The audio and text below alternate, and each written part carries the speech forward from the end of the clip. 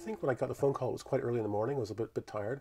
Wasn't sure it was real or not, but I was very happy to be selected for this prize. The list of people who have got it in the past is quite extraordinary, so to be among them is a great honor.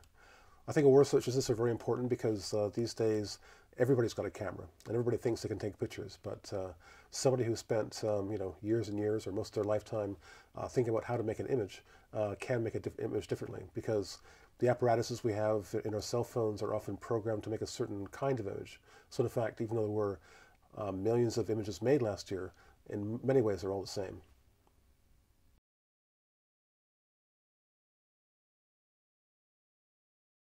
A name that stood up for me right away in the previous winners was Lee Friedlander, because he's my all-time favorite photographer. He doesn't do work that resembles my work at all in any way, but that's part of the reason why. He does something I could never do, and just the way in which he can use the medium photography in such a almost like an extension of his body is quite extraordinary, and there are always extraordinary images. So to be among photographers such as Lee Friedlander is quite an honor. Photography and film both use lenses. They're relatives in a funny way, but they do different things. You perceive them in different ways. In cinematographic media, there's motion is involved. That's what the cine and cinema comes from. It's from a Greek word meaning movement. And it also involves time. So you're being shown a shot for a certain amount of time. So in a way, you're asked to consider that shot among other shots, and the director makes a decision as to how long you'll see that shot to consider it. Whereas with a photograph, the photographer allows the viewer to do what they want over a longer period of time, a very, very short period of time, or as long as that they want, and to look at it using their eyes and looking at the spatial relationships in the photograph to make the meaning, as opposed to the temporal relationships, which are in a way, the essence of film.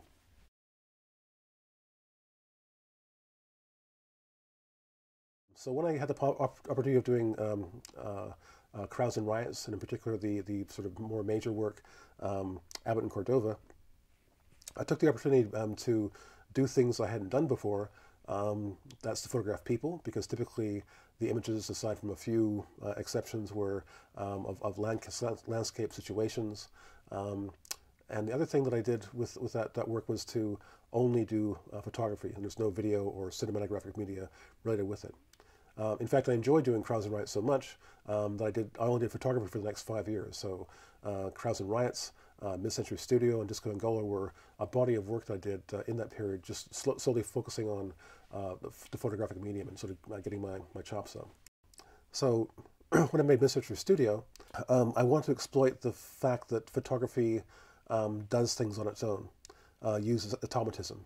Photography has for many years thought not to be a real art, because part of what it does is automatic. It's done by the apparatus and not by the photographer. But that's one of the beautiful things about the medium, is that photography does do things you can't control. And you don't see what the image is until the image is processed or you've seen it on a screen. This is the most magical thing about making a photograph. So with Mid-Century Studio, I wanted to do things where I couldn't control the situation completely, and less sort of compose a picture or conceive of a picture than produce it, as I did with Crowds and Riots, but to make an image based on a situation, and that was that work. Disco Angola is more iconic. I mean, there's no character that's involved in that. It's more of me imagining these two situations could have happened, or could have taken place across the Atlantic at the same time. The invasion of the disco scene by commercial interests, and the invasion of the Angolan liberation by Cold War politics, where the 18-year civil war in Angola was basically because it was made into a Cold War conflict by the U.S. and the USSR intervening in that.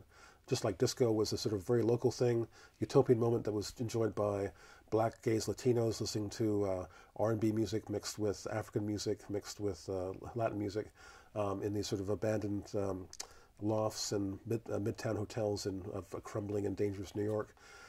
They made a utopia for themselves that was kind of ruined when it became a commercial entity with the framing of disco music. So two utopian things kind of broken apart by exterior forces wanting to come in and be a part of it.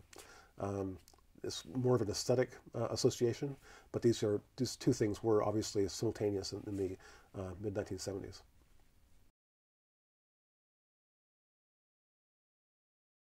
Well, at one time, a long time ago, I had the mistake of telling an interviewer that my work was about the unrealized potential of obsolete technology and failed utopia. I never should have said that because ever since then, people say that about my work. It's like every article repeats this line. And because this line has been repeated, it gets repeated again and again and again. It kind of drives me crazy.